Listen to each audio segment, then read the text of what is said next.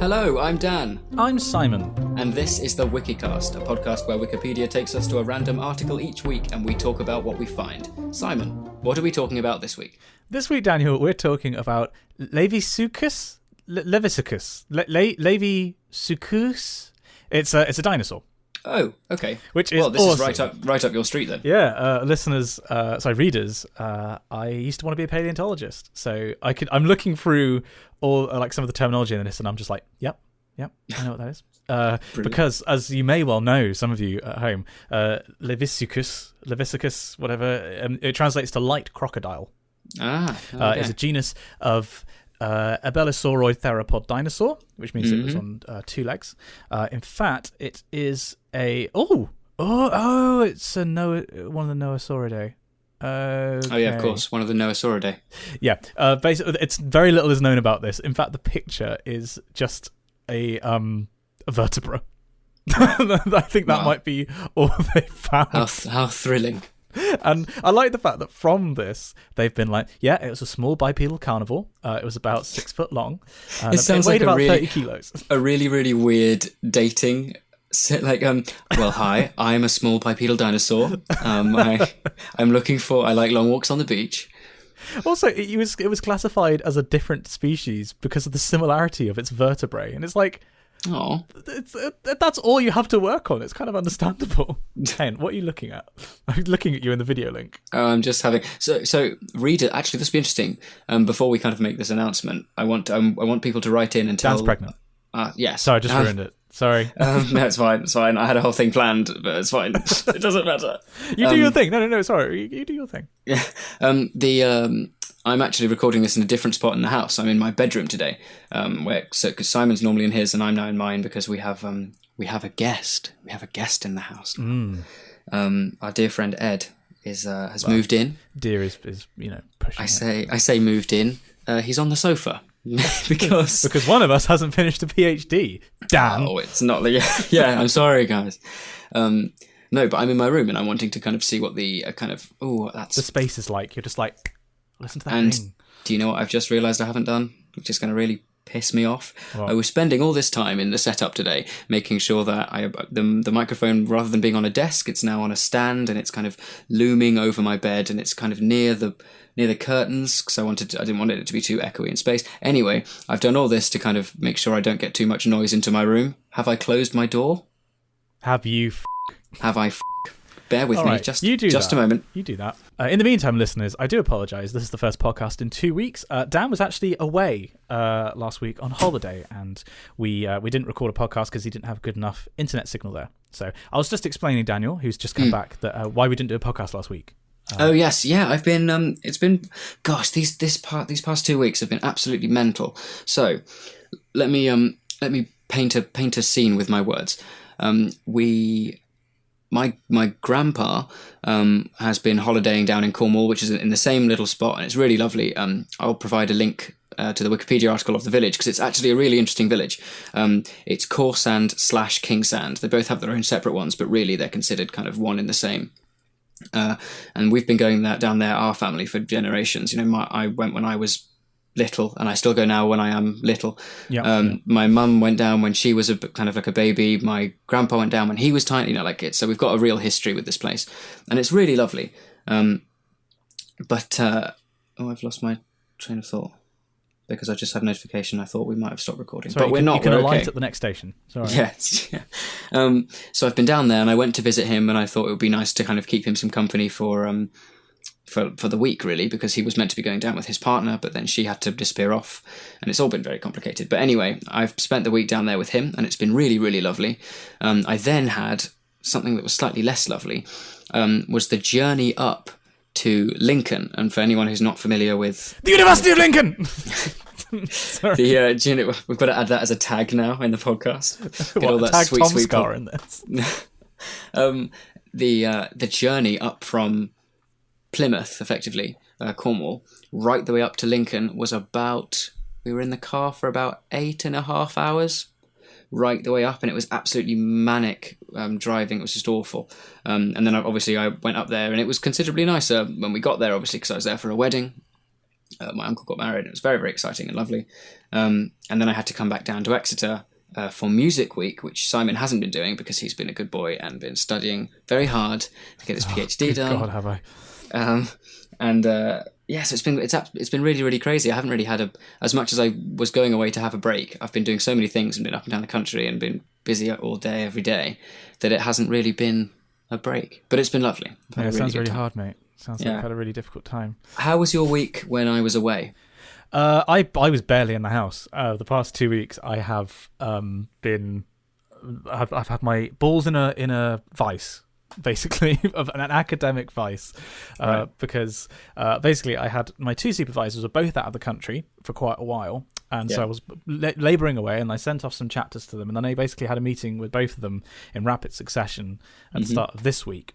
And so now I have a huge amount of work to do, basically dragging everything in that chapter up standard, redoing some theory and everything. And it's basically just been non-stop work. I've normally been leaving at about 9:30, and then I'll be getting home at about 9:30. Gosh. It's been, and then recently I've also been doing a lot of editing because YouTube has just kind of blown up a little bit, like it's kind of going a little bit mad, and I'm just trying to ride that wave. And so I've been editing until like 1 or so a lot recently. So it's been very long, very, very long days, and I'm absolutely exhausted, and I am still sleeping on the floor because I don't have a bed. But I might be moving out soon. I suppose that in that you don't have a bed, you do at least have a mattress, which is more than could be said for Ed. Well, Ed does have a mattress. He just has an air mattress. Oh no, this is the thing. There's a reason why he's not on it anymore, because for some reason it's just stopped holding the air in the mattress, which, as I'm sure readers will agree, an air mattress is quite important. The air is quite an important component of it. Exactly. So no, he's usually either been curled up like a vole on the sofa, or just in someone else's bed. He's just been sleeping around Exeter. Yeah. that's how he's had a bed. Couch surfing. Or girl surfing, as it turns out. So basically, what we're saying is we've both been very busy. We're sorry that there wasn't a podcast last week. In fact, I'd like to formally apologise to Nayan Thakarani, who sent us an email saying, "Release this damn podcast before I piss myself." Oh gosh, I'm so sorry. It is my fault. It's entirely. I didn't plan. I did try and think. I had to travel quite light because originally I wasn't going to be driving up to Lincoln. I was going to be on the train, and obviously it wasn't really feasible for me to, with my small little, literally canvas bag and a suit carrier. That's all I took with me. And your avian frame. You weren't really going to... to bring my laptop and all the recording gear and everything, it would have just been a bit logistically challenging. So I'm very, very sorry. Also, Nyan, I particularly enjoyed that Game of Thrones meme you sent. That's pretty top keck. That's very good. If you want to check that out, Dan. In the meantime, I've been looking through this dinosaur Wikipedia article, because that's what this podcast is about. We keep forgetting, but this is what we said we were going to talk about. Very interesting, this, actually. So I was right. It's known from 3 cervical vertebrae and a dorsal vertebra. That's it. Except all remains except one bone were lost. So there's one bone in existence that shows anything about this creature. And the name, so Laevis is Latin for light, and the Greek name for the Egyptian crocodile god is Sukos, so light crocodile. And there was an interesting sentence at the top here. This is talking about a cultural mismatch. Its remains were discovered by Charles Alfred Matley, which is a great name, near Jabalpur, in the Maastrichtian deposits in the Lamata Formation in India. So you've got a combination of British, Indian, and Dutch culture all matching up in one little nubbin, and then you get this dinosaur out of it. Cultural melting pot of... I do love a good cultural nubbin. Yeah. They've determined a few things about it, like, which is interesting in itself, that you can determine so much from one bone or three or four bones. It's basically based on scaling arguments that it's vertebrae. In fact, it says here in the article, the vertebrae specifically. Sorry, I'll do my Attenborough for this. The vertebrae specifically resemble those of Noasaurids, like Masiacosaurus and Noasaurus, due to having more anteriorly placed neural spines and posteriorly reduced epipophyses. Brilliant. I don't know what an epipophyses is. Let me just have a quick look. I'm going to cheat. It's a bony projection of the cervical vertebrae. Oh, right. I see. So it's like the knobbly bits that you see on the spine. You do see that in skeletons. But if you look at... okay, you can't. I'm going to read this to you. One of the things I always used to love about dinosaurs was the naming. I love language, and I love how you can carry meaning through different languages. So, for example, Diplodocus means double-beamed. Because it's... Well, I presume because of its large shoulders. And then you get something like Triceratops. It's obviously three-horned head. And then you get something like Tyrannosaurus, right. Tyrant. Tyrannosaurus Rex is tyrant king of the lizards. No, is it? Oh, is it? I think it's tyrant king of the beasts, possibly. I'm not sure. Anyway, really evocative name. And I'm just reading through some of these other names here because this dinosaur is a ceratosaur. And there's some great names here, like Ozraptor, as in OZ Raptor.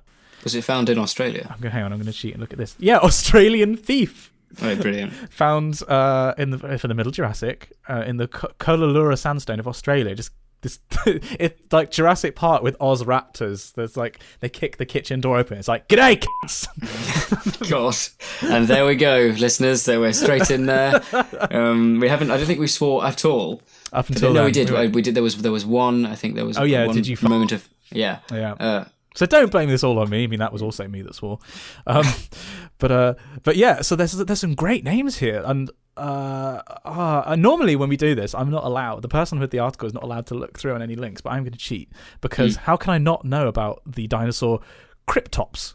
Cryptops, meaning covered face. Okay, and again, it's theropod, and they have about 5 bones for this one. Wow. It's actually amazing because I think a lot of people will watch stuff like Jurassic Park and think that, in reconstructing dinosaurs, we know so much about them in terms of their bones. We have found some soft tissue. You have imprints of skin. You found eggs, but that's distributed over like a colossal number of species. I don't even know how many species of dinosaur there are. Yeah. So for some species, you get the nog end of that information and you get one bone. So, I bet in all the ceratosaurs, there's going to be very few that actually have... very much known about them. Also, Carnotaurus, which I presume meat-eating bull or something like that. Yeah. Flesh bull. Yeah. Meat-eating bull. Okay, because it's got horns. Okay. I just find it fascinating. Basically, because I watched Jurassic Park and Walking with Dinosaurs at a young age, I used to want to be a paleontologist. Yeah. And it still lingers in my mind. I still think they're so rad. Dinosaurs are so freaking cool. I do remember there was an episode, I forget which season, of Walking with Dinosaurs, and I can't remember how old I would have been. Obviously considerably younger than you, but it really stuck in my memory as it was the season finale, and this season was focusing more on sea dwelling creatures. And was this the one with the dude on the boat? And it was the Cretaceous ocean, and it was all those blobs on the radar. I think we tried to find this on YouTube. We tried to, didn't we? And I think at one point we found a brief excerpt. If I can find it, as I say, I'll add it as a link. But for a small, very young Dan watching this thing, and you basically just see, he's trying to capture these dinosaurs and see them, doesn't get away with it, and then during the night they all converge on this boat, and he gets attacked, and then that's the end of it. Like, that was the end of the episode. Like, I'm never going in the ocean again. This was a thing for children. Like, it was very scary. It was groundbreaking at the time. I think it was like 1997 when it first came out, or something like that. Because I remember I was at Scouts or Cubs at the time. Do you remember? I remember. I was at Cubs, and so we set the VCR to record, and we came back from Cubs, and I watched it with Mum and Dad, and that was the episode 1 was the Postosuchus, actually, which is how I'm guessing that Laevisuchus is pronounced. It was the Postosuchus, and you had a Plateosaurus arriving at the end, and you had the Cynodonts eating their young, because that was the other thing. It did not play games. Walking with Dinosaurs did not play around. They were like, they don't have enough food, so they're going to eat their children. And I think as a 7-year-old, I was like, what the fuck is this? Oh, yeah, I think I remember that, actually. And then, there was the one about the Quetzalcoatlus. No, it was an Ornithochirus, not a Quetzalcoatlus. The big flying pterosaur, as opposed to the non-flying pterosaurs, you prick. And it arrived, and it was like, all these tribulations, and it's like, it's arrived too late to mate. It's just gonna die. Yeah. You're like, oh, okay, cheerful. Great, okay. Yeah. But it's amazing that all this stuff that I watched when I was 1997, so that's 10 years ago. Now No, God, that's 20 years ago. Oh my God, that's me. Oh my God. That's literally me. Oh my God. Well, as I realised this week, because coming week is Freshers Week in University of Exeter, this is my 9th Freshers Week. Like, bloody hell, I'm a fossil by this point. It's already been, speaking from someone who, I mean, obviously you've been on campus, but you've been shut up in an office, sitting in front of a screen, whereas we've either been in the chapel or, taking trips outside and getting around campus. It's been surprisingly busy already. Yeah. Well, a lot of sports teams are back, I think. Yeah, they've been sports moving in teams. herds. It's music week, so a lot of ensembles are already back and kind of starting to do stuff. And then really, we'll see it this weekend. Most folk will start arriving, and it's just going to be absolute bedlam in Exeter. Because when I've seen the freshers arriving, because obviously, some of them are here for Music Week, I've just been thinking, good God, you're young. Like, I don't remember looking that young when I was a fresher. Yeah. We had some, actually, today we did a workshop with X-Tunes, which is the big kind of... This was Chapel Choir you were doing it with. Yeah, well, yeah. But, so the Chapel Choir, as part of our Music Week, one of the scheduled sessions in our timetable was to do a combined kind of like a come and sing / concert kind of thing with X-Tunes. And they had a string ensemble and some other singers came through and we sang through Schubert in G, which is very, very good and quite a lot of fun. And the chapel choir know it very, very well, so it wasn't too complicated for us. But anyway, the vast majority of the string players in this ensemble were freshers and sight reading the score, and they were superb. Like they made a really, really good sound, and I think we were all quite taken aback by just how good they were, because we've had times in the past where, can you remember we did the Sparrow Mass once? What, in Freshers Week?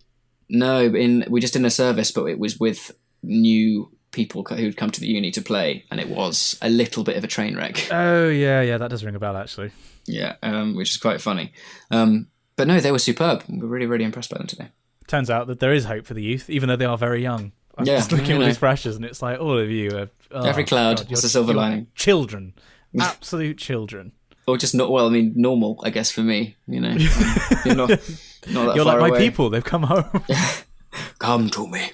Come, oh, come unto me. Name that piece. No, what was that from? Can you remember? Oh. Come, oh, come unto me. It's Victorian, I'll give you that. Mendelssohn's Elijah?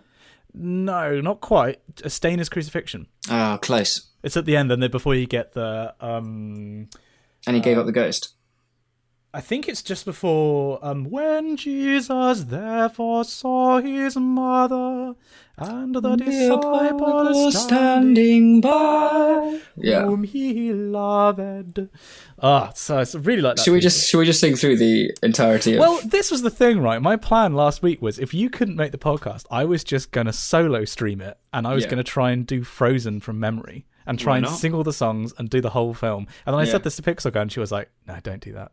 that's a terrible idea." Maybe don't. I thought it would have been. If people are going to riot if they're not going to hear that, then please email us, because that could be that's a backup plan for if one of us can't do it. Basically, I could just leave you in the lurch and be like, "Oh, sorry, mate, I can't do it this week. You're going to have to do Frozen." It's like the nuclear option. Jesus. Open envelope when only one person is on the podcast. Yeah.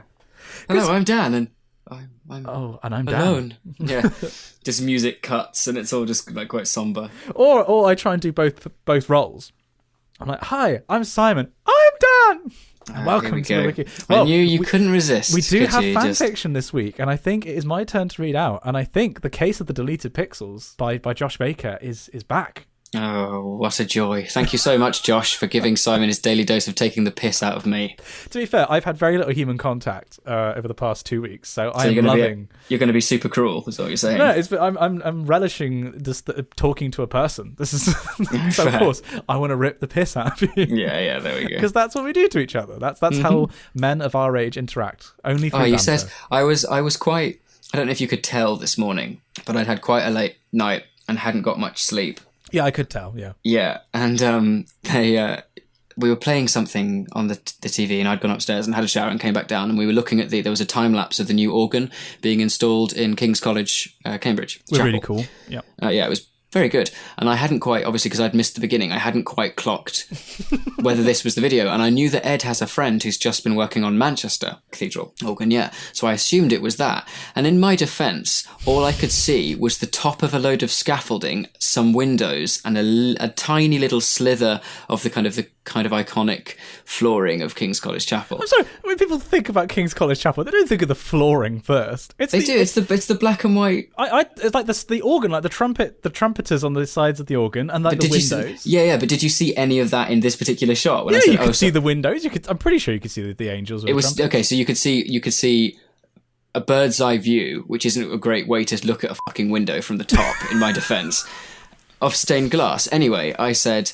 have you seen the time lapse for King's College Chapel? It's really good. And I was just like, mate, this is King. This is it. And I was like, oh. And then I looked closer and I saw the black and white kind of marbled flooring. I was like, oh, I didn't see the floor. And then what did you say to me? I was like, yeah. Only King's has the floor. Like most other chapels don't. I was a little bit sarky that morning anyway. And it was I think it was your confidence with leading of it. Oh, did you see that Kings have got one done? Rather than, oh, where's this? Like, what's this video that I haven't seen before?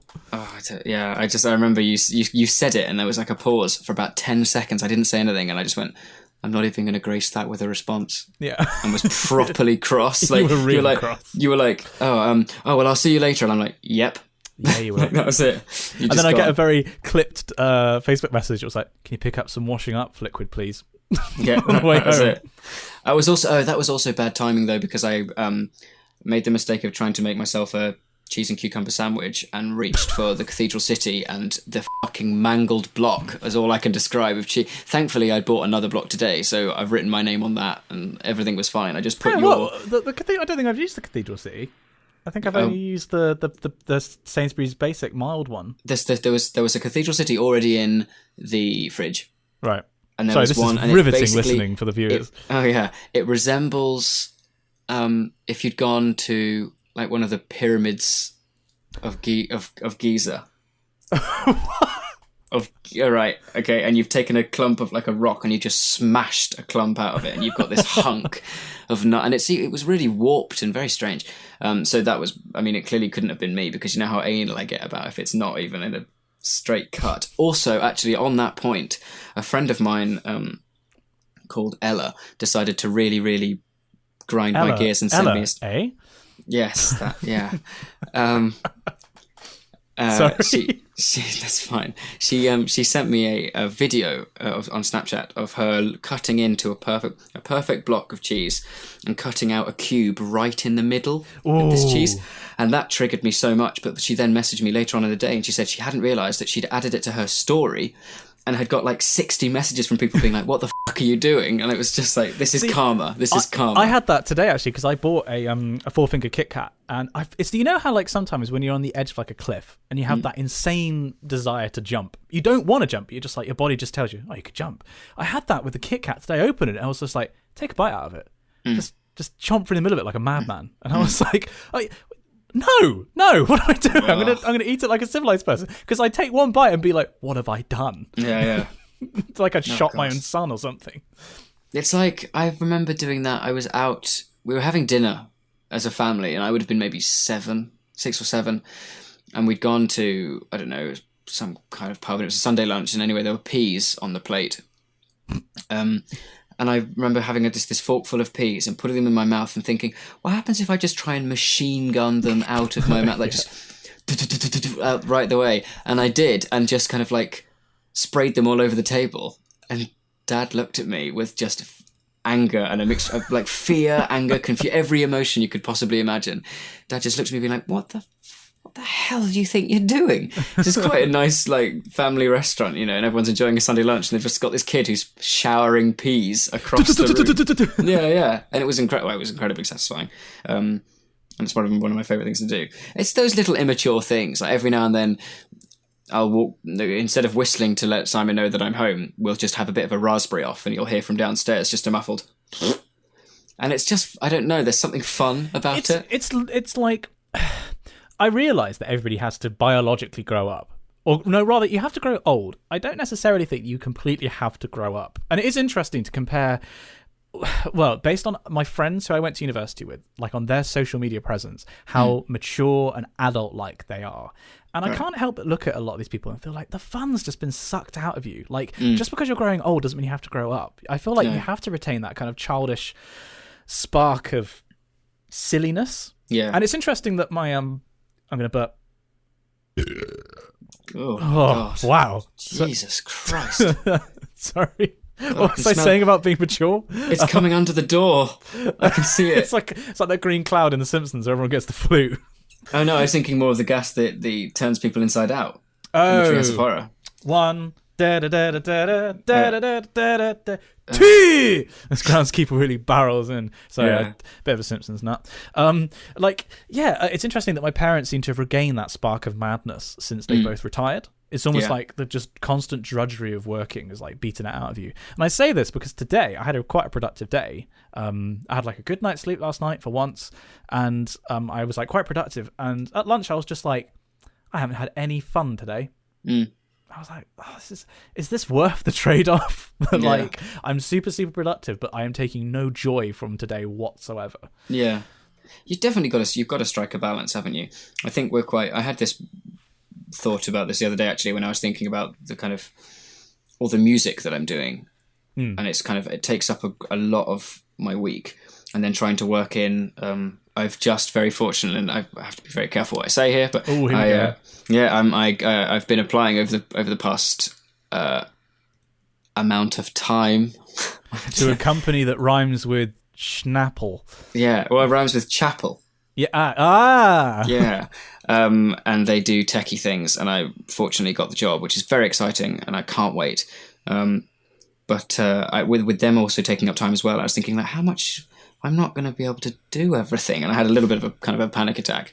But then I thought it was I'm quite lucky that I'm sure there are plenty of other people who are in similar situations. But unfortunately for them, their time isn't being taken up with things that they are quite looking forward and really enjoy doing. You know, the music takes up a great deal of time, but it is something that I like to do.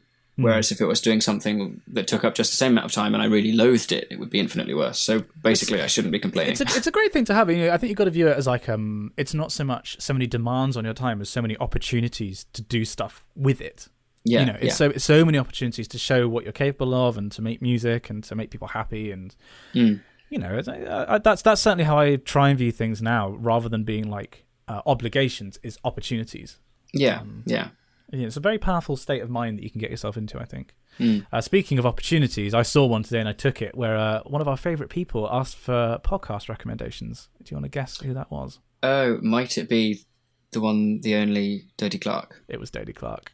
And I replied recommending, of course, this noble podcast. Goodness knows why anybody listens to it. But I was like, well, let's just take that opportunity. Yeah, why not? And quite a few of you, bless you, have liked the tweet. We've got 12 likes. So maybe that's enough to like boost it up guys. there and be like, well, notice us, senpai.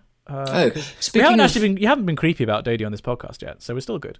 I'm never creepy about. This is something that you always inflict on me. Whenever she tweets anything that has any vague bearing on something that might be going on in either of our lives, it's, well, I don't know about me, but at Daniel J. Moore once, and I'm like, I don't think I've ever tweeted at her. You never treated at her? Tweeted. Oh, the line broke. You never treated at her, as in you've just like thrown flowers and like chocolate. Like, love me! No, but wear this nurse's uniform. I've just got this persona on Twitter that I'm a bit of a kind of creep, and it's all thanks to you. I don't think it's working out wonderfully. You're so kind. To be fair, if you hadn't completely had a freak out when you met her in person, I mean, it wouldn't happen. This wouldn't be happening. I didn't intend on the freak out. I didn't plan the freak out ahead of time.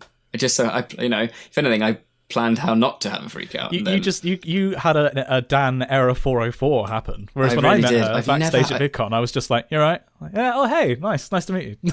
Yeah, I totally lost it completely. If anyone hasn't seen this video, it's on Simon's channel. It's the VidCon vlogs. We had an amazing time, and I actually got some notifications the other day about VidCon Australia, and some of my friends from over there. Oh, of course, yeah. Have been going, and they said they had a really good time. But in these vlogs, there's a moment where I retell in just embarrassing detail what happened when I met Dodie and I just totally It is interesting Christ. because I'd not really watched any of her videos beforehand. I think I'd seen her in other people's videos, and I've watched one or two. But since we met her at VidCon, and nice knuckle cracking. Thanks, man. Can I crack my fingers out?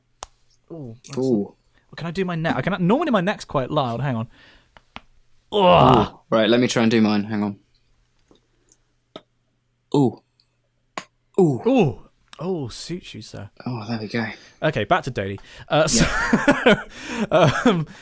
Basically, I watched a bunch of her videos. I really like her vlogging style, actually. To be honest, I feel like I'd be more likely to freak out now meeting her. Because before, I was just like, oh, hey, I've heard you can apply a context to her. Yeah.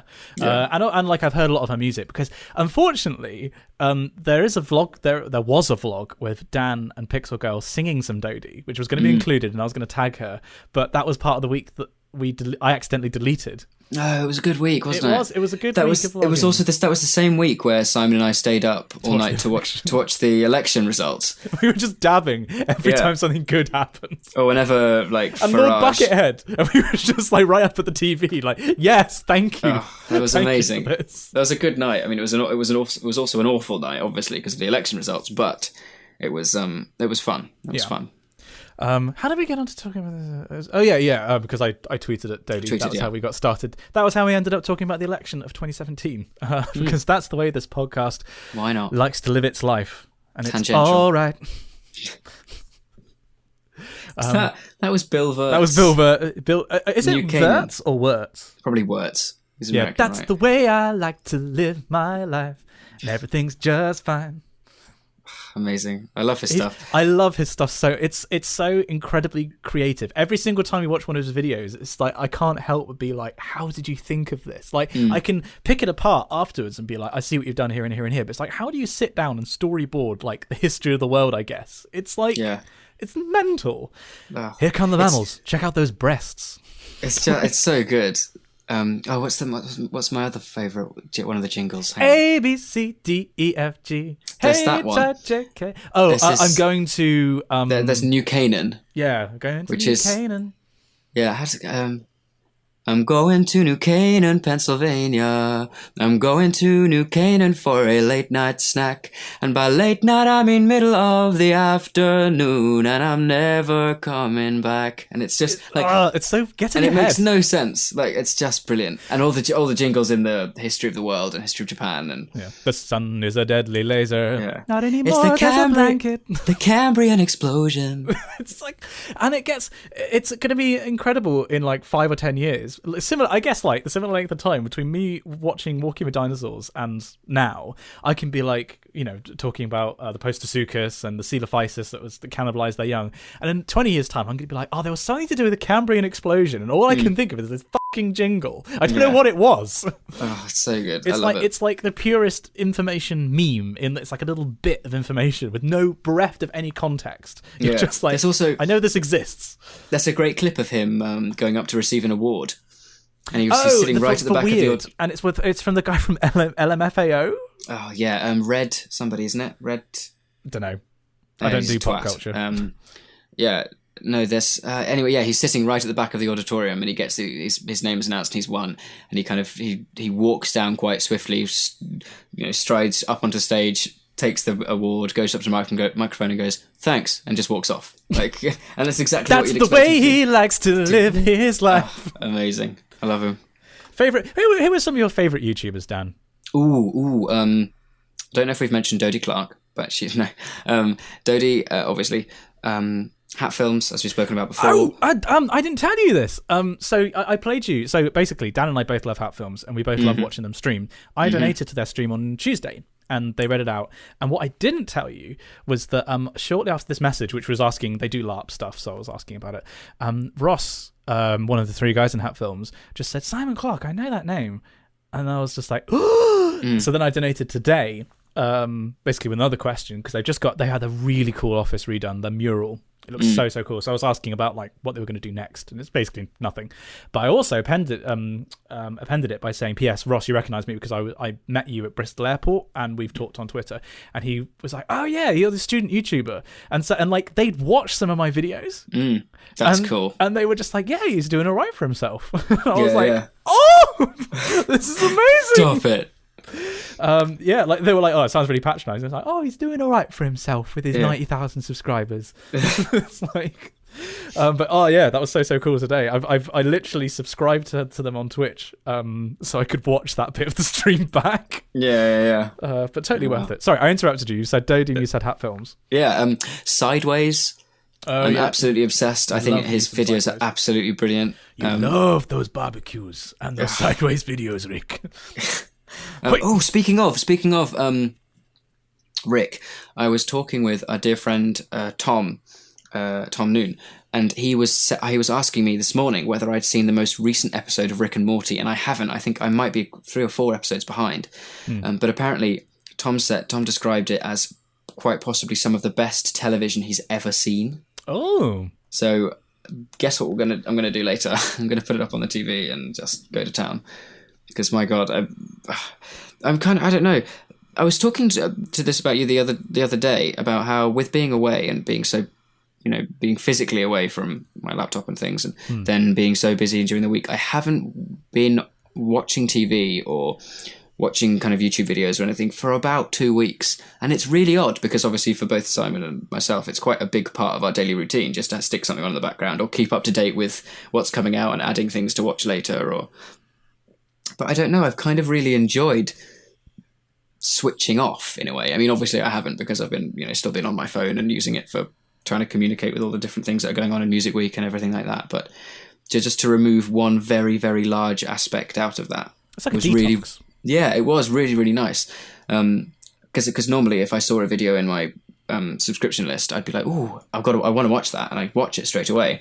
Whereas now I'll scroll down and I'd see ones that normally I'd be like, "Oh, I really want to watch that," and I'll just kind of like, "Oh, that sounds interesting," and then just scroll on. You don't add it to like a watch later playlist or anything? No, I just kind of was like, "Oh, I'll get to that when I want to get around to it," and just kind of moved. I felt very zen, like I've just reached this point of less zen and more kind of like zen. enlightenment. You reach this point where I'm just kind of like, I see everything. I've seen everything. I've seen it all. Attack ships on fire off the shoulder of Orion. Oh no, because you haven't. No, wait, you have seen Blade Runner, or have you not? I think I have, but a long time ago.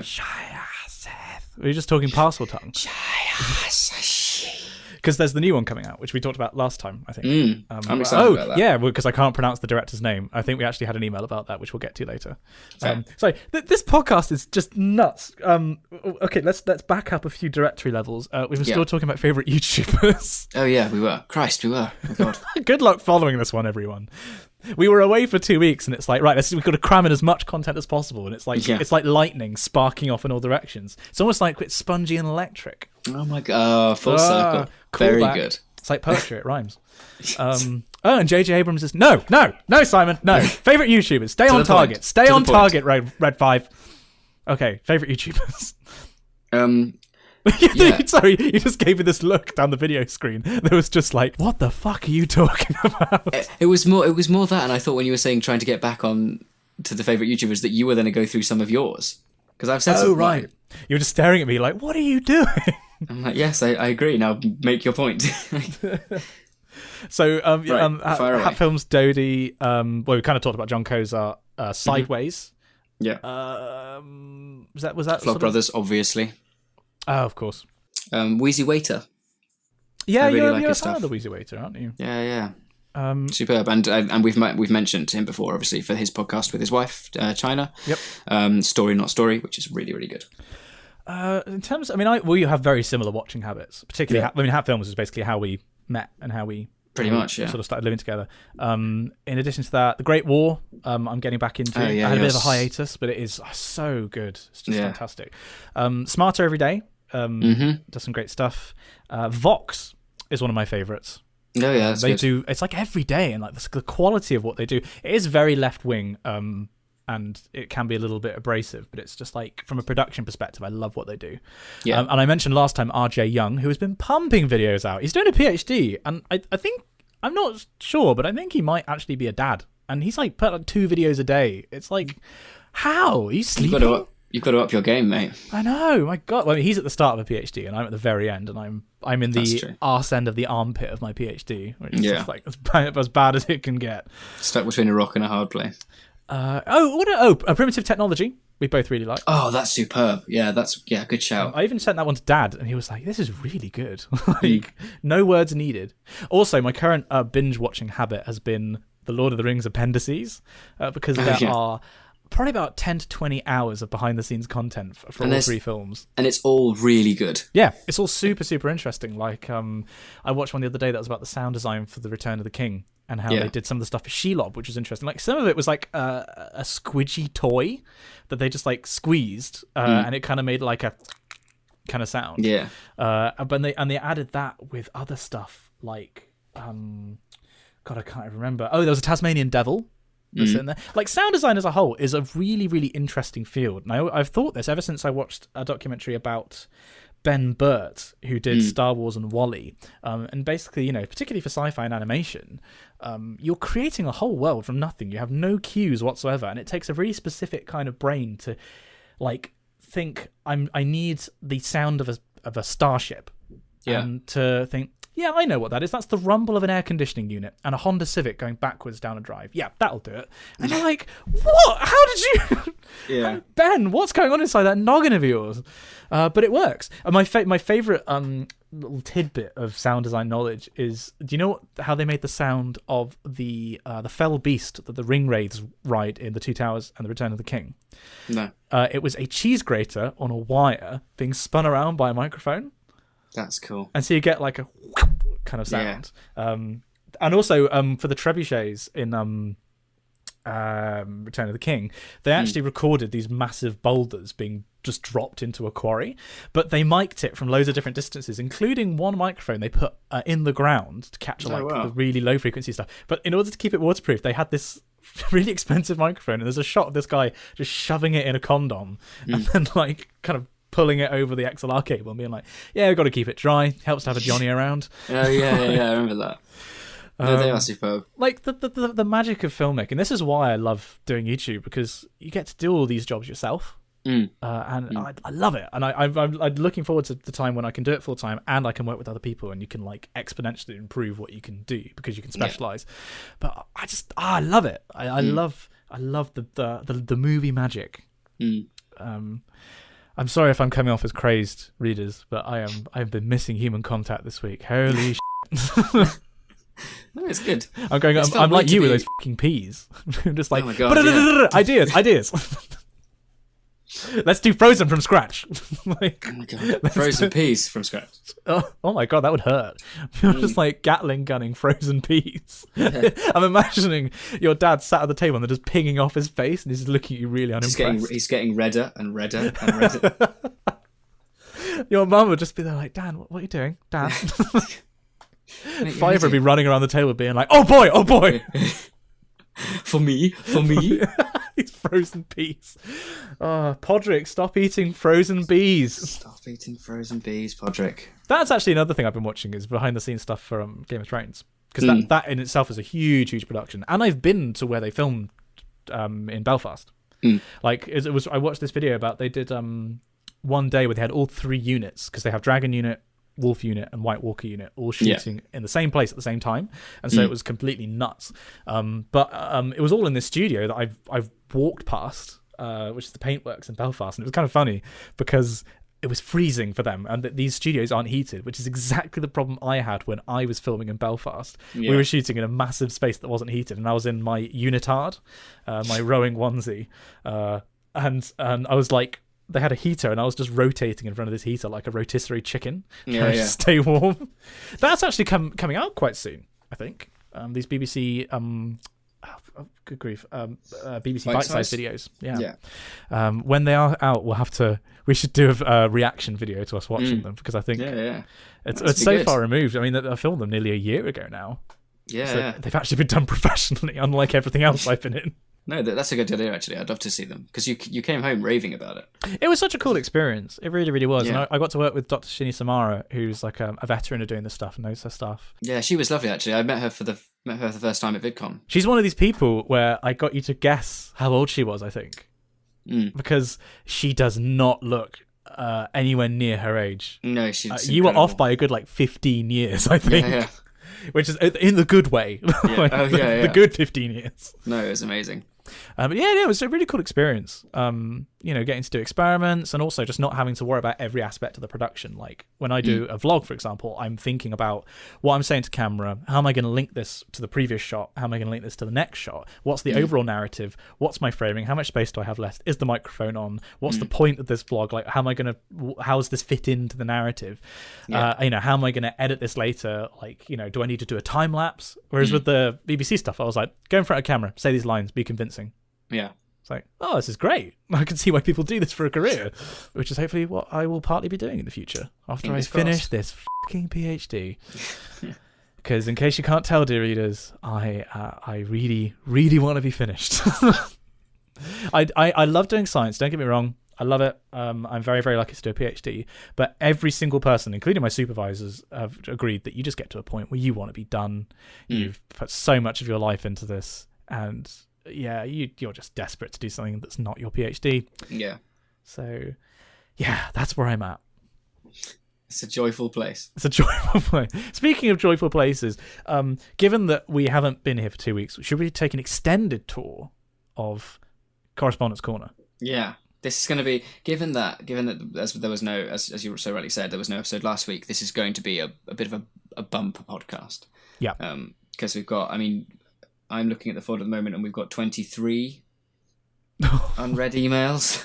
We love it, guys. Honestly, reading through Spongy and Electric correspondence is one of my favourite things, of my whole week. Yeah. The Lewis and Ben Save the World XCOM live stream, sleeping, and this. That's my top 3 things at the moment. Not necessarily in that order. No, not even in that order. I'm not going to say the order.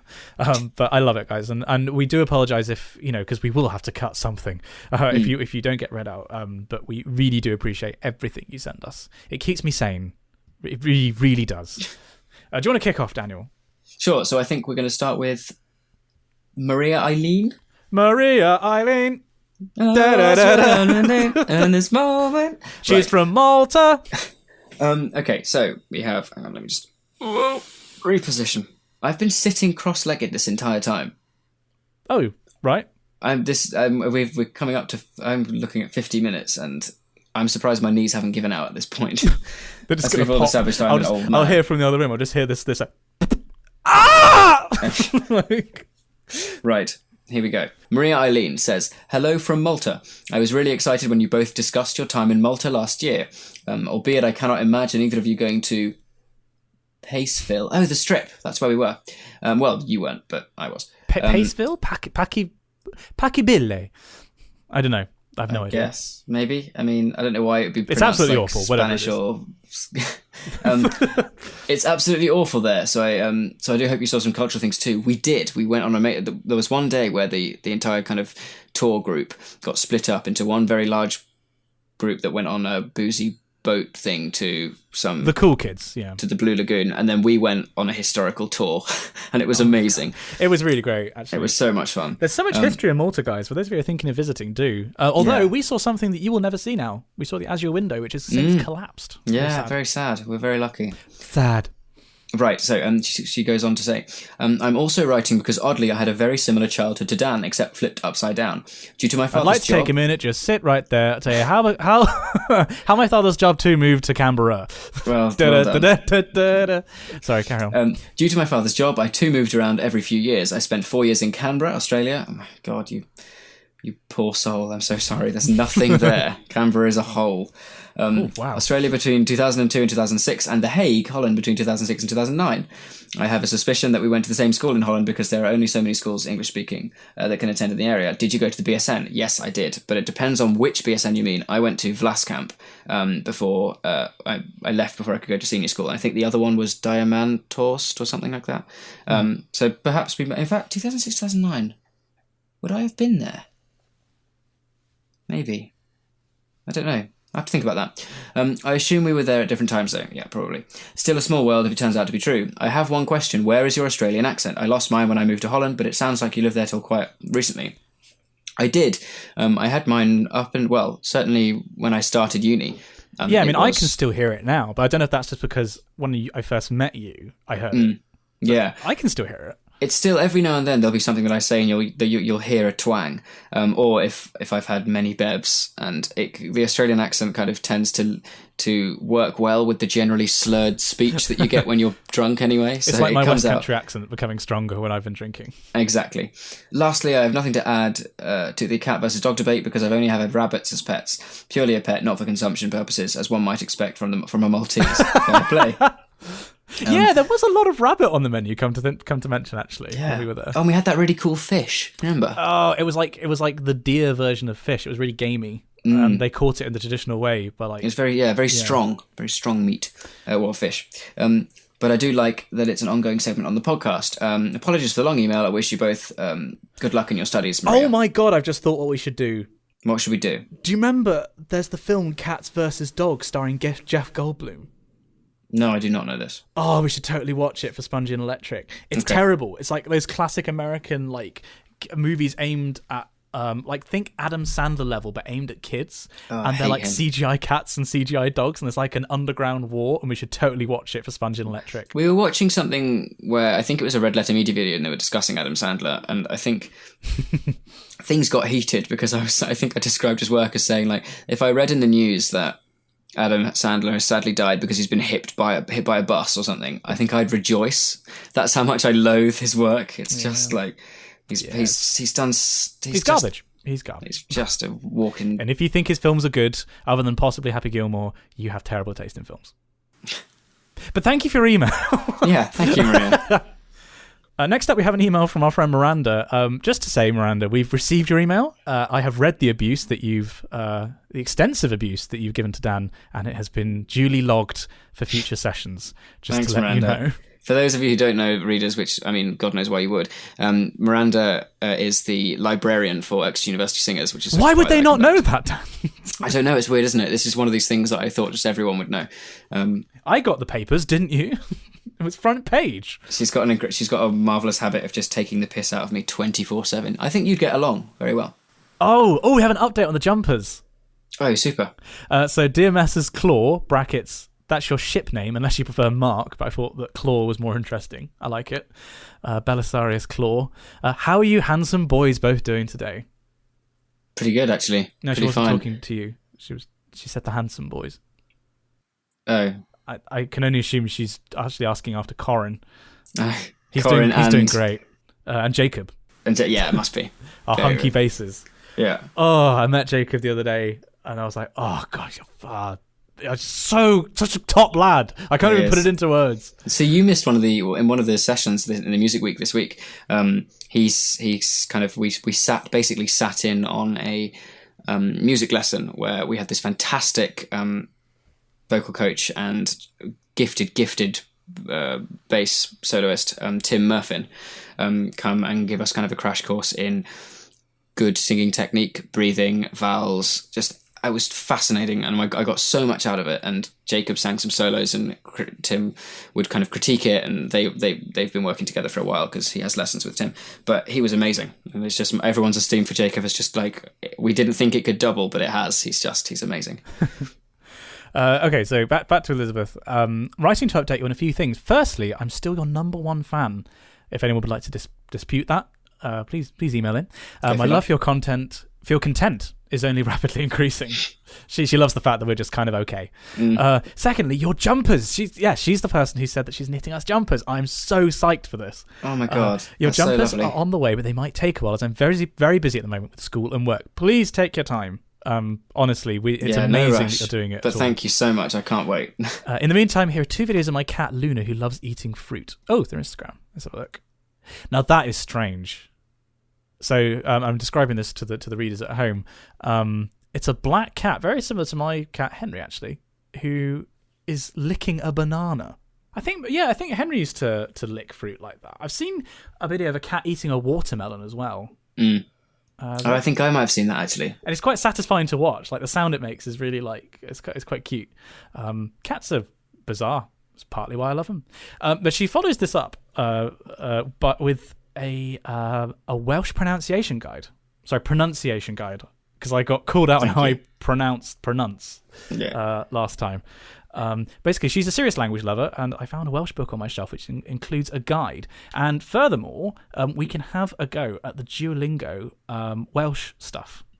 Oh, cool. Because I highly recommend Duolingo actually to people who want to learn vocabulary in another language. It's not only good for grammar and things, but I might actually have to try that or now we have people back. We have our friend Aled, who I think if we ask nicely, might come in and do a reading in Welsh. So we can communicate to people, one, how buttery his voice is, but two, how bananas Welsh is as a language. The language is, yeah. Oh, that'd be amazing. But thank you for that update, Elizabeth. And next time that we have something to pronounce in Welsh, we're going to use that guide. Oh, for sure. So we've got one here from Carolyn Clark. Great surname. Hello, and the email gets better. Hello from Phoenix, Arizona again. Dear Dan and Simon. Shut it off. Let's go to the next caller, please. You're live on the air. Please don't say fuck or bugger. Yikes, the first email I sent wasn't completed yet, which already got Simon's goat, because we just had an email saying, hello, Dan and Simon. One line. I was like, the number of times I have to deal with this. Which is, we all make mistakes, it's all right. That being said, here's what I meant to write in the first email, that this is a question for both of you. How the hell do you balance being involved in both academic and creative pursuits simultaneously? I recently began my junior semester at ASU, completing a BS in medical biochemistry. Completing a BS is quite good. I sing in a band. I am minoring in studio art. Being passionate about science, academia, music, and art makes life interesting, but also at times hectic and stressful. I completely agree. I feel like there isn't enough time in the day to study and complete assignments after I factor in band practice. You both have school, choir, and YouTube to keep up with, so I thought you'd be the best two people to ask for your advice. Thank you so much for the wonderful podcast. The fan fiction is slowly becoming one of my favourite segments. You two get me through work every weekend. Yours, Carolyn. P.S. Cats for the win. So, see, every email, we never get a perfect email. I don't know. Well, yeah, we both had things to take away and to ignore from that email. Yeah, exactly.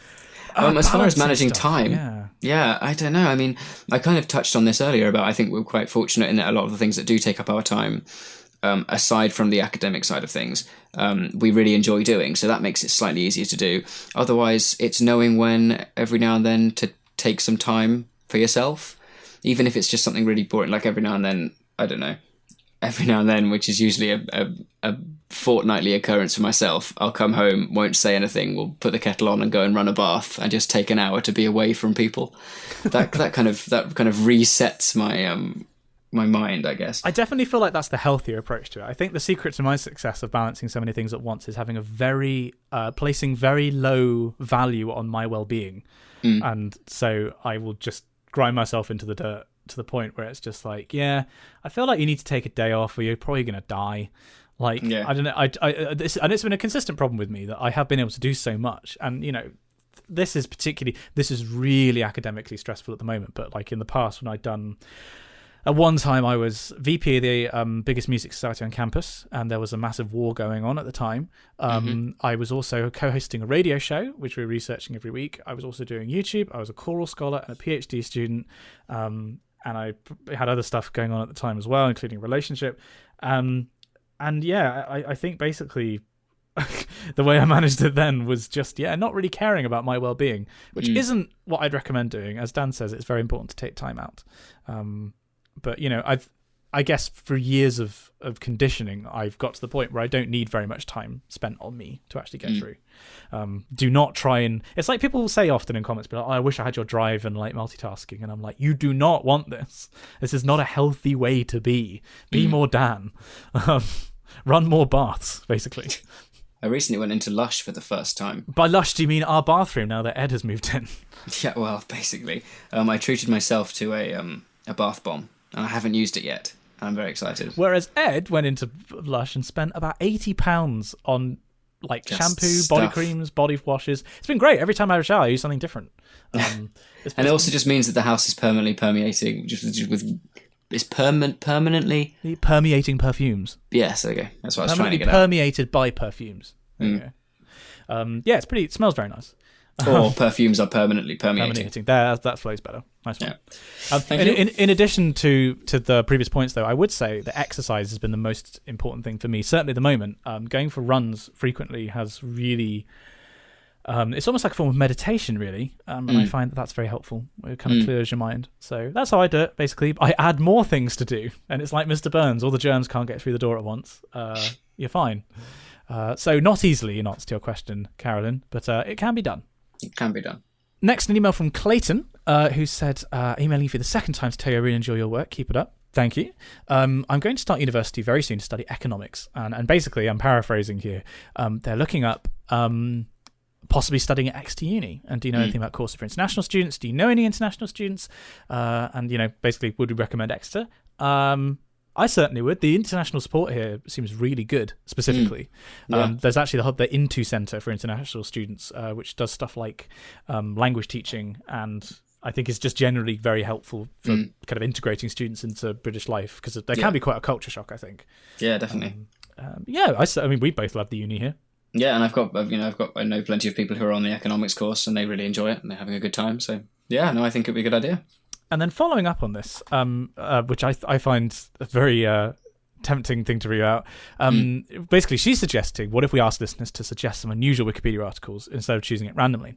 And I think the whole appeal of the podcast is to do it randomly. But what have you read recently, Daniel, that is unusual on Wikipedia? Have you come across anything strange? Let me rack my brains and see if I can think of something that I was... Oh, yes, and I totally forgot to talk about it earlier. The village in Cornwall that I've been staying in as my family. Corsand and Kingsand. There is it used to be, and there's a house in the village that the old county border between Devon and Cornwall ran through this house. And there's a sign outside the house front door, and the house is called the Devon Corn. And it's got this big arrow down the house, and it's the old marker. That was quite interesting. That was a Wikipedia article I was reading, but I'll provide a link in the description, as with everything else we've discussed today. And then there's two things to mention. I'd love to make a video about this one day, which is about Haydn's head. The composer. What was his first name? Was it Franz Joseph Haydn? Yes, I think so. Basically, in his coffin, or his sort of mausoleum, kind of, because it's quite grand, there are two heads rather than just his. And this is because of a very complex story. I mean, he had a really interesting life anyway. The life and death of Joseph Haydn would make a very interesting video. But basically, he had his head stolen after he died in this field where basically people thought they could determine stuff about intelligence from the shape of people's skulls. Surprisingly more common than you would think. It was quite a big field of science back in the day. This was in the late 18th century. It was Napoleonic era. Right. Because he was in Vienna when Napoleon invaded. Basically these guys stole his head, but they replaced it with some other dude's head, and we don't know whose it is. So that was in his coffin, and then basically this coffin got moved around, and eventually they built a mausoleum to him in the, I think, late 19th, maybe early 20th century. And they were like, well, we now know where his head is, but there's already this dude's head in with Haydn, so we'll just put them both in. So, like Zaphod Beeblebrox, there's just like these two heads on his shoulders. And this unknown man has just got a really free ride into a really swanky mausoleum. Yeah. That's really interesting. That is quite cool. And then, actually, I don't think this is on Wikipedia, but there's this hypothesis, which I've been obsessed about for a while. And I read about this originally in an NPR article about basically... there's a sequence of fossils, linking back to the original article actually this week, of ichthyosaurs that have been found arranged in a pattern, fossilized in this pattern. And there's this crazy hypothesis that these fossils are arranged in a pattern because the bodies are arranged in a pattern by a giant cephalopod, like a giant octopus. And it's basically hypothesizing that there was a kraken in the Mesozoic period, this gigantic, intelligent octopus. And because it's an octopus, there's no fossil record of it. Or there would be of the beak, I suppose. So it's just a hypothesis, and it's how mental would that be if that was true? There was an actual kraken. That would be pretty cool. Obviously, it's bonkers, and it probably isn't true, but it just might be. It makes for interesting reading, doesn't it? And then the thought-provoking kind of afterwards, Yeah, and then something I just learned today, off the back of this Laevisuchus article. You know that for every species, well, there's meant to be a holotype, which is like the given example. This is what a XYZ is. This is what a ratus is. And that we might be preserved in alcohol in the Natural History Museum or something. Yeah. But sometimes you get something called a lectotype, which I'm reading from this article, which was linked to from our dinosaur article. Which is basically later selected to be a specimen, rather than saying this specimen is called a ratus. Oh, I see. Right. And interestingly, the lectotype for Homo sapiens is, do you want to guess? I don't know. Carl Linnaeus. So the person who invented taxonomy is the lectotype for humans. Oh, that's cool. That is cool. Actually, I'm saying he invented. I'm pretty sure he did. But the more modern system of it. So yeah, I thought that was pretty cool. There you go. We are learning stuff on this podcast, which is a rare and wonderful thing. So yes, we're not going to be doing random articles, Clayton. So we are going to be doing random articles, but maybe every now and again we can talk about interesting stuff that we found, which makes an improvement from the rest of the podcast. We've got Jamie JX93 is back again. Regular writer. Dear Messrs Moore and Clark, starting with Messer Moore. This time, as I feel he doesn't get enough love on the Wikicast, even though I love Dan equally to Simon. I'd say he gets too much love, but all right. Firstly, congratulations on hitting the big 1-0. Here's to podcast 20. Oh yeah, this is the 10th episode. Yeah. Oh, hey, much not excitement. Including the pilot. Woo, woo. Secondly, I have created a poll on the Wikicast Facebook group, which is the group that we've spoken about earlier, the one that Simon and I aren't involved in. So you can chat shit about us and we won't Yeah, know. We'll include a link in the description. Yeah, rip us to pieces. I've created a poll in the Wikicast Facebook group to see which religions of the podcast the readers adhere to. I'm a Clarktholicist, even though I'm somewhat heretical in my beliefs. Thirdly, the word Manichaean. Yes, because we tried to decipher what that meant last time, and it turns out we were completely wrong. To describe the contrast between the two religions of the podcast refers to a believer in a religious dualism, with the word Manichaean deriving from the religion Manichaeanism in Mesopotamia. So I looked this up. It was a huge religion. It was like the same size as Christianity, around the time when Christianity was like exploding in growth.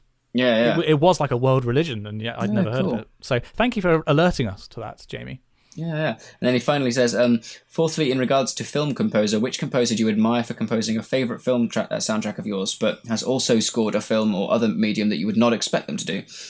Mine is Harry Gregson Williams, who composed the score to Metal Gear Solid 3, Snake Eater, best video game of the year of all time. Hands down. Wow. In 2004, while also doing the soundtrack to Bridget Jones' The Edge of Reason in the same year. Stay hydrated, Jamie, age 23 3/4. Thank you, Compound Fraction. I like it. Yeah. We were actually talking about the soundtrack to How to Train Your Dragon just before the podcast. Yes, we were. Which is I've recently learned is amazing. And hang on, let me just Google this. How to Train Your Dragon. It was somebody who I've liked their work before. John Powell. It wasn't who I thought it was.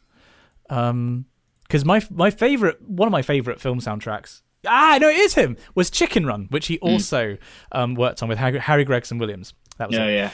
Because Chicken Run is one of my favorite films. It's criminally underrated, even though it is the most successful stop motion animated film of all time. Fun fact. It's got one of the best soundtracks of all time. It's so fun. It is superb. Wow. So John Powell also did Ants and all the Shrek films. Oh, really? And Happy Feet. Cracky. So he's done a lot. So John Powell and Harry Gregson Williams are some of my favourites. Although admittedly that doesn't quite fill the criteria of like not films. Yeah. Although apparently Harry Gregson Williams did Metal Gear Solid as well, but that was Sons of Liberty. Yeah. There you go. Hans Zimmer is a favourite of ours, but I think he's a bit overrated personally. He did the soundtrack to Modern Warfare 2. I really do like a good game soundtrack. Do you have any particular favourites? Game soundtracks? Yeah. Well, the amount of stuff that we got through World of Warcraft was pretty incredible. I really, really loved those. Diablo is actually quite good as well. That's underappreciated. Which is one of the few PlayStation games whenever Simon and I found the time to really sit down and play a bit of. That was really good. I'm trying to think.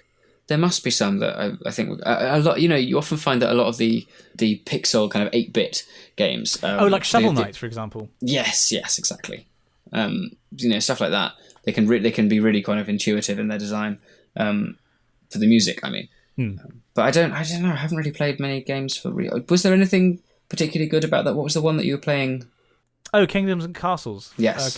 Castles and Kingdoms? Yeah, that way around. I didn't have the music on, actually, because I was listening to a podcast when I was playing it. Ah, okay. I was listening to Hello Internet. So I don't know. Okay. In fact, recently I've been doing that a lot. I know Civ 6 has very good music, and we've talked about this before, because the music evolves as the game goes on, which is really cool. But I listen to music when I work a lot. So I've been listening to... actually, I've been listening to the Planet Earth soundtrack, which is by Hans Zimmer as well. He wrote the theme, which means that he did the whole thing. He didn't. He wrote like a melody, and then other people orchestrated it. I'm listening to Stellaris as a nice soundtrack. The Outworld Trading Company, which is by Christopher Tin, who also did Civ 5.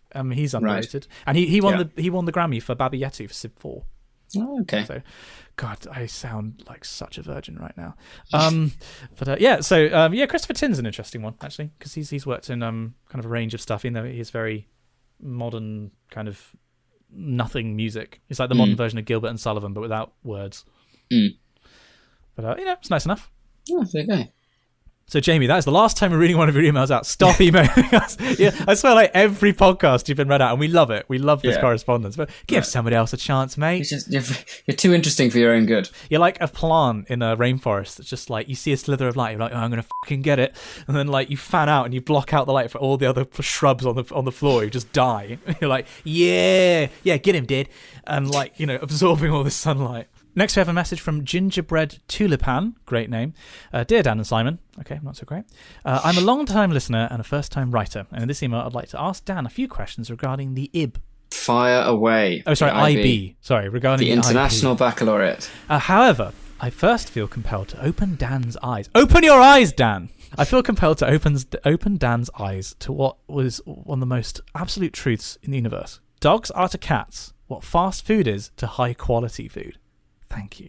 Gratification may be instantaneous and they may be easier to enjoy, but that doesn't mean they are better. Rubbish. It doesn't mean they are bad either. So chatting out your ass. What Gingerbread Tulipan, or George, is saying is that dogs are like Adam Sandler films compared to like Christopher Nolan films. Would you be willing to stand by that? Hey, I'm just paraphrasing what George has said. There we go. It's like Adam Sandler versus Christopher Nolan, and we both know who's the better filmmaker. Having got that out of the way, I can now write the important part. I am a 15-year-old Spanish student, and in a couple of weeks I'll be starting the IB. I am both nervous and excited and would love to hear more about Dan's experience and some recommendations if he has them before starting. Over to you. Well, looking back, I absolutely loved it. It certainly, it encourages, I think, the bell curve for going from, I think, like A-levels to university and IB to university are vastly different. IB prepares you so well. I thought my final year in the IB was more challenging than any year that I've had at uni so far. Just the sheer amount of workload that you've got to get through, and not only the breadth of subjects because you're studying more subjects, but also the depth of them as well. If I give you an advice, I'd say really make the most of how the subjects within the course are all intertwined through theory of knowledge. I didn't really do much of that in my first year, but I kind of wish I had, because it would, I think, have made things slightly more easier and B, more interesting.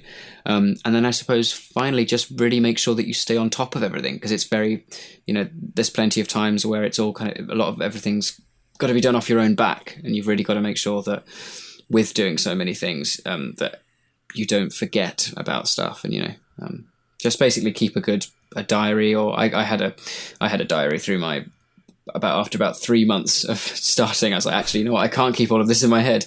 But yeah, just make sure that you stay on top of everything and have fun, most importantly. Do you use it to communicate with an 11-year-old ginger girl? Like, do you sometimes open the diary and there's writing being like, hello? And you're like, this is Daniel Marvolo Moore. I am. Can somebody please come up with an acronym? No, not an acronym. I mean what's the word? When you rearrange the letters from Daniel Marvolo Moore, MAW. Yeah. Can somebody please rearrange that into something? Because there's got to be an I. There's an I am in there for sure. Oh, definitely. So you can do it. Go on, readers. Anagram. You should make your brain. Yeah. It's an anagram. Didn't have to Google it. We've got one here from Matthew Dawes, titled French Pronunciation, which I can already assume is just going to go horribly This is going wrong. to go to mad very quickly. Right. Dear Messrs. Moore and Clark, right order. Very, very true, Matthew. Well done. I have been following Simon's channel for about a year and enjoy it so much that I became a patron for the first time. Well, hey, thank you so much. Round of applause. Even though I thoroughly enjoy the PhD vlogs, they have inspired me not to begin a PhD after I finish my master's degree in statistics this year because I lack the motivation that's clearly required to go down that path. Very understandable. Fair enough.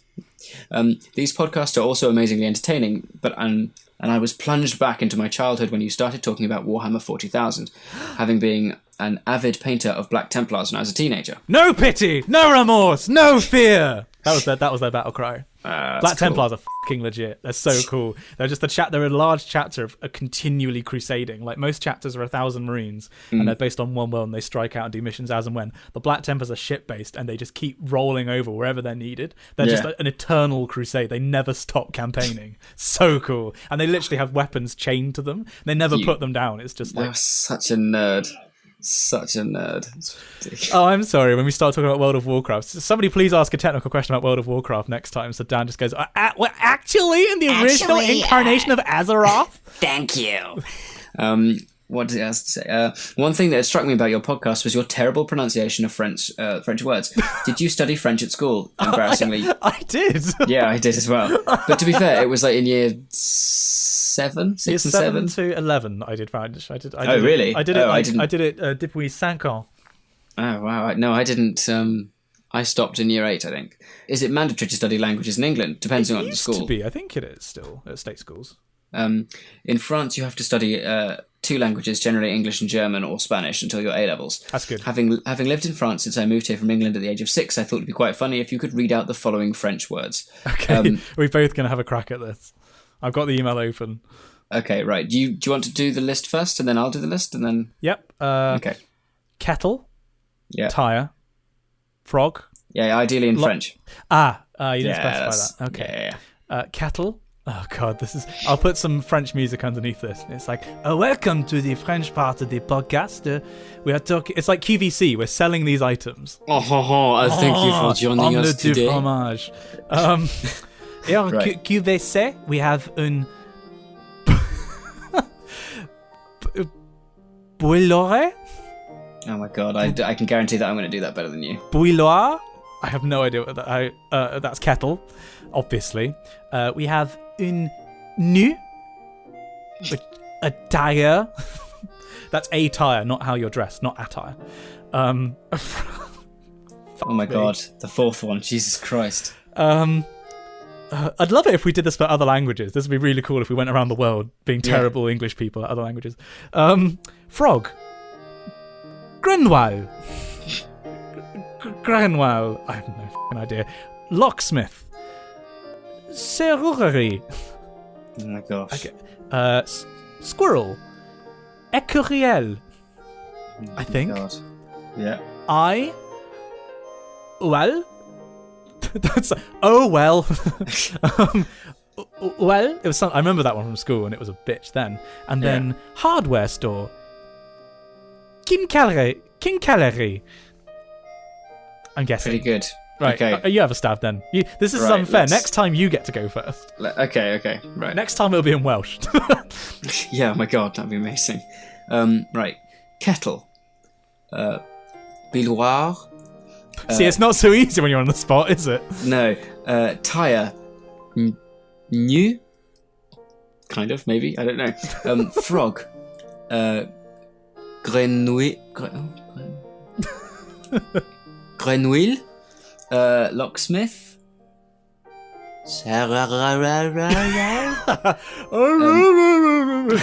Squirrel. Ecurel. Oh god, that's really difficult. Yeah, it is, isn't it? Oil. It's like I'm saying oil. Oil. Let's go with oil. And hardware store. Quincalerie. I reckon that's King-Calerie or something like that. French speakers, please do grade us. Yeah. Rip From us to pieces. A to F. I think we're going to be at the low end of that scale. He also adds as a PS, dogs are obviously better than cats, which are the spawn of Satan. Oh, well, this whole thing's you're completely defunct. You're my favourite correspondent so far. Congratulations. Thank you very much for that, Matt. And like I say, if we can get that in other languages, I think if we could do Welsh next time, someone could do similar things in Welsh, that would be amazing. I know for a fact, by the way, that do you know what Hufflepuff is in Welsh? No. I'm probably going to mangle this pronunciation, but I'm pretty sure it's Vuftivuf. Wow. And that is spelled, hang on, let me get the spelling up of this. WFFTIWFF.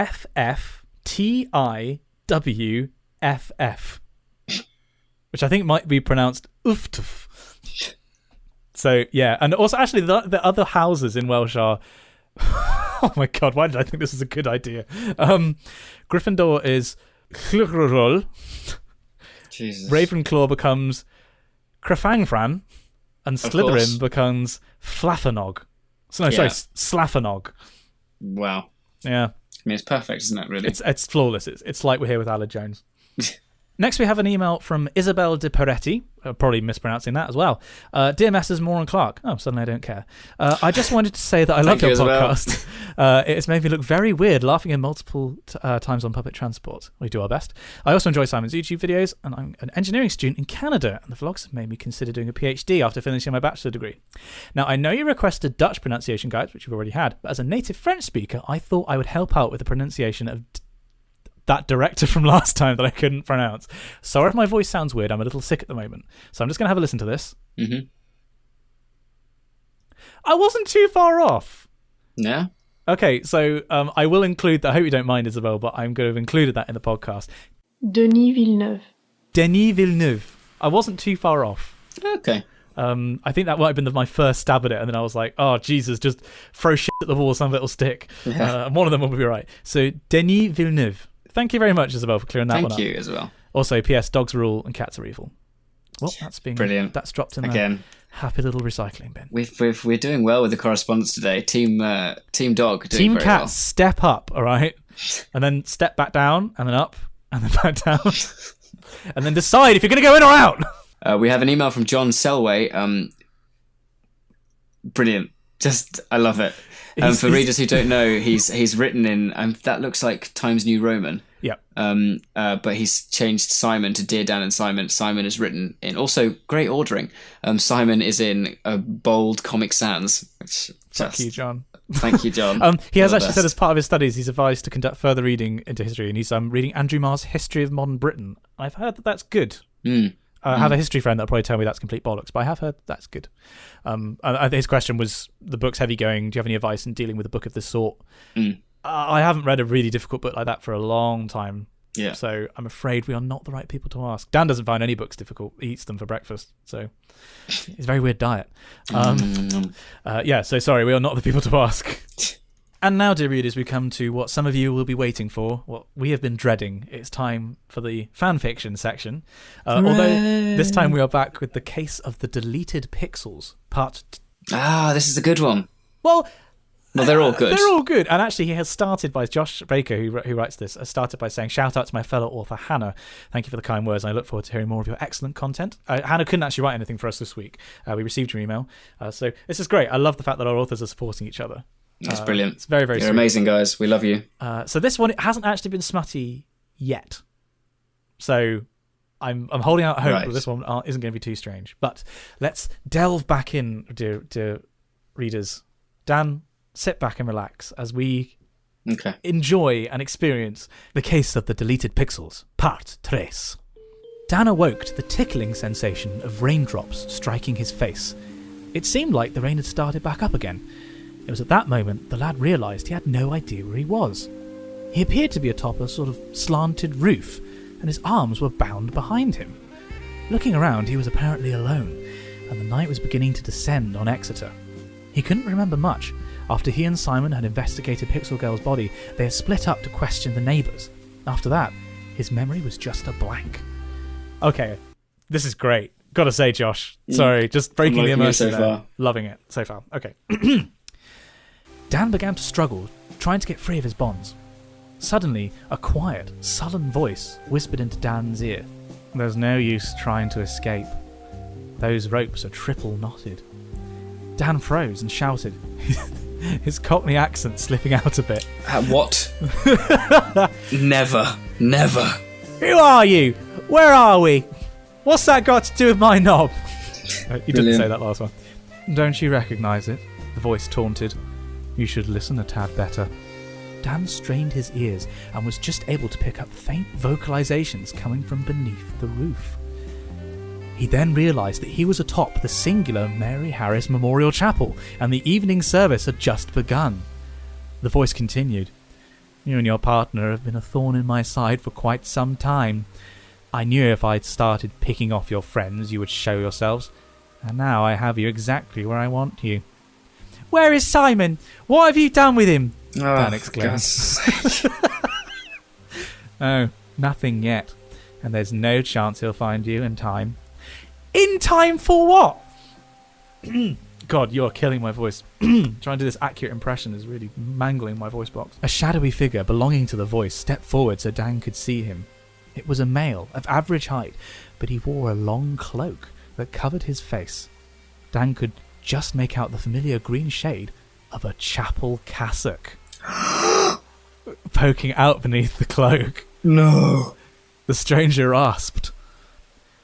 The choir has just begun a performance of Allegri's Miserere. As soon as the final refrain has begun, the ropes holding you to this roof will be cut, and you shall fall to your death. No. Dan paled and whispered slowly, But why? The figure stopped and pulled off his hood. It was Sam. No. No! No. No! You traitorous bastard! Sam. How To be could you? continued. Oh, talk about a cliffhanger ending. My goodness. Sam, you incorrigible wench. Sam, you cheeky devil. You. Oh. Okay, for those of you who might not know, Sam is Dan's fellow tenor one. Oh. It all makes sense. He wanted the limelight. He wanted to get rid of you. He wanted all those solos. Oh my god. Well, you're gonna have to tune in next time to find out what happens. Oh my god, that was. I would say I was on the edge of my seat, but I was lying down. You were on the edge of your bed. It's not a very big bed. I was on the edge of my bed. Yeah, it's a matchbox. I just curl myself in at night. Oh my goodness. Wow. Josh, you've outdone yourself this week, my friend. Superb. You've got to write part 4 and... Oh. Wow. Quah, indeed. Well, and with that, we have been on air. We've been in your ears for quite some time. You should probably get us checked out. And we haven't had dinner yet. Oh god, it's 9:30 and I'm ravenous. I'm so hungry. So, I think Ed might have cooked, although, so maybe don't have to cook, which is quite exciting. Yeah, but do you want edible food though? Yeah. All right, I'll go and turn the oven on. Yeah, you actually preheat it, unlike some people that listen to this podcast. Oh, heathens. Pixel girl. So Daniel, what have we learned? Well, we started off with some kind of dinosaur, I want to say. Laevisuchus? Which was, yes, that's the one. Which is a theropod discovered in India. And the photo of it was a photo of a vertebrae. Yep, because there's only two fossils in total of it. Yeah, and then from there we were talking about the Walking with Dinosaurs. The Walking with Dinosaurs, along with as in the Rick and Morty and the YouTube. Yes, yeah. We had crikey, our favourite YouTubers we were talking about. Our favourite YouTubers, yeah. We reminisced over VidCon. We had a chat about. Christ, everything seems like a blur. To be honest, I'm still in a very, very weird place after hearing that story. Your life is in peril. I feel scared for my own Where life. am I in this whole thing? I've got to try and rescue you. Like I'm Batman. I'm going to batarang onto the roof. I don't know. But apparently he said he had you as well, didn't he? No. He just said nothing's going to happen yet, wasn't it, or something like that? Yeah, it's like he won't find you in time. Oh, gosh, it is rather scary. Yeah. So, yeah. I mean, and then we had this phenomenal fan fiction and a very full correspondence corner. We've let this one run for a while because we've got to make it up for missing a week. So. Yeah, we do. And as I say, we tried as much as we could. This was our 10th episode. Sorry, just talked over each other spectacularly. Yeah, but I'm going to keep talking so I win. This was our 10th episode. Hooray! Apart from the pilot, so thank you. We've turned 10. Thank you so much for making this. I think when Simon and I first started and were thinking about what this podcast was going to be, we'd be surprised if anyone was actually going to like it at all, because it's just an excuse for us to chat to each other, which we quite enjoy doing anyway. But It's so nice to see that this is actually developing into something really, really brilliant, and we've got an amazing community. We've got a community. We've got our own memes. We've got our religions of the podcast. I love it. I love this podcast absolute bits. I'm so chuffed. If you told me what this podcast would be in the 10th episode when we were doing the pilot, I just wouldn't have believed you. Yeah, flat out. No. And we got plans to develop it in the future as well. It's going to continue after I move out. Hopefully a Patreon will be coming in the relatively near future, just so we can cover our costs of hosting it. And we've even after we've had a few drinks of an evening, we've been looking at potential merch. Yeah, well, we just want T-shirts for ourselves, and we were like, well, we could make more. So that's in the pipeline. And we are very, very excited about where this could go because it's people are just like, oh, it's just like listening into you two chat shit, which it is. That's the great thing about it. So, oh goodness me. Oh, we actually now have to record all the stuff at the end that make this sound like a proper podcast. Right. Yeah. So I'm person one. Oh no, I was just going to include that bit in. Yeah. Right. On the script. Yeah, you're person one. Go for it. That's. I'll give it some more space. Because we're professionals. That's all for this week's episode. Don't forget to subscribe to us on your podcasting service of choice. You can like us on Facebook, and if you'd like to see our faces, check out our YouTube channel, Spongy and Electric. Blank, and I'm definitely not reading this from a script, and other thoughts on the show can be sent to us at spongyelectric@gmail.com. We would love to hear from you. Join us again for another tumble down the wiki rabbit hole, and we'll see you next time. Sick. I don't think they could tell we were reading from a script at the end. No, not at all. I think that was really good. That was great. Really genuine. Yeah. Thank God thank God I edit these and I don't have to include everything, that we record at the end. I mean, seriously, yeah. Oh, dinner. Right. Okay. I can only stand you for so long, you better. Yeah. Well, okay. I mean, hopefully this is, we're not going to get to 20 episodes, are we? So, no. Okay, the readers. Yeah, f*** them.